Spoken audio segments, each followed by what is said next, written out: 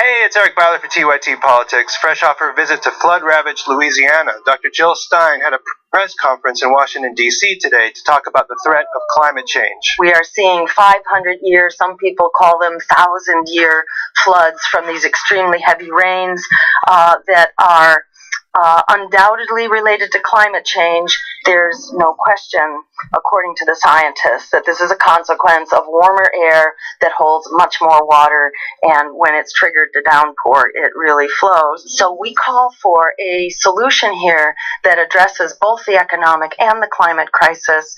We call it a Green New Deal. So it's not a hypothetical. It's based on something we actually did in the Great Depression that helped us get out of it.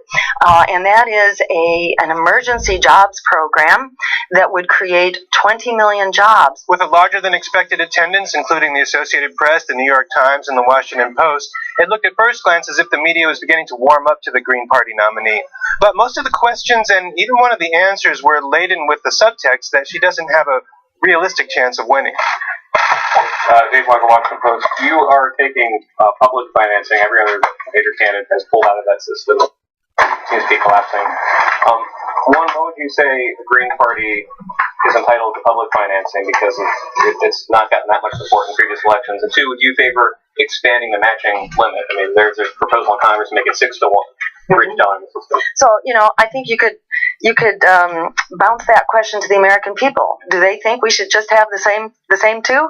They're screaming no, and we're seeing the Republican Party unravel, and we're seeing the Democratic Party move to the right. We have one demo Republican big corporate party right now, and the American people are tired of being thrown under the bus. Two questions in terms of your practical hurdles. One is the Commission on Presidential Debates and their 15% criteria based on corporate polls. So we consider the commission illegitimate. It is not a public commission, and its name is very deceptive. And we think that 15% is a disservice to the American public. I mean, Noam Chomsky is basically telling people climate change, the very issue that you talked about, Trump is a climate denier. You got to vote for Clinton in so-called swing states. Noam Chomsky has supported me in my home state, when he felt safe to do so. I think it's fair to say my agenda is far closer to his than Hillary Clinton, but he subscribes to the politics of fear. We could potentially win this race. I'm not holding my breath, but I'm not ruling it out. This is a crazy election. It's not over till it's over. There's a critical conversation that is waiting to be held. And once it begins, I think all bets are off about where it goes. If that's what you say is true, why aren't you doing better?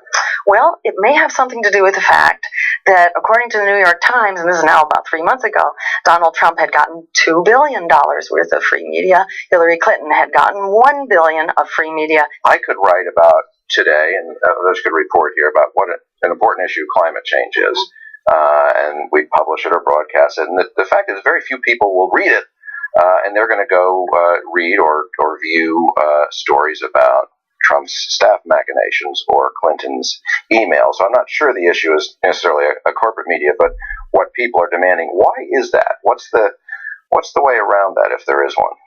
Well, let me say, we've seen this problem get worse, worse and worse. Right now, so many people are tuned out of the election and out of the political system in general because they are accustomed to being ignored by that system. And because, not only ignored by the discussion, but ignored by the agenda. She compared herself to Bernie Sanders, pointing out that the corporate media is capable of broadening the national conversation to include more progressive ideas when it wants to. Was Bernie Sanders tuned out? I don't think so. I think he had more attention from the American public than just about anyone, at least from my point of view. He was the guy saying that the emperor had no clothes, and everyone was agreeing with him. When asked to comment about Hillary Clinton's email controversy and Donald Trump's erratic behavior, Dr. Stein implied that she'd be a better president than Hillary Clinton based on her personal integrity and foreign policy outlook. And she said this about Donald Trump supporters. Polls show that the majority of Trump's supporters are not motivated by supporting Trump. They're motivated by not liking Hillary Clinton.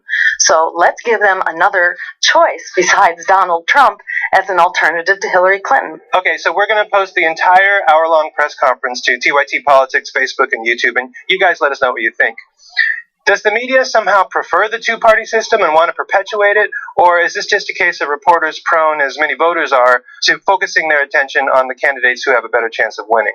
If we cannot change the discussion now, when, in heaven's name, are we ever going to change it?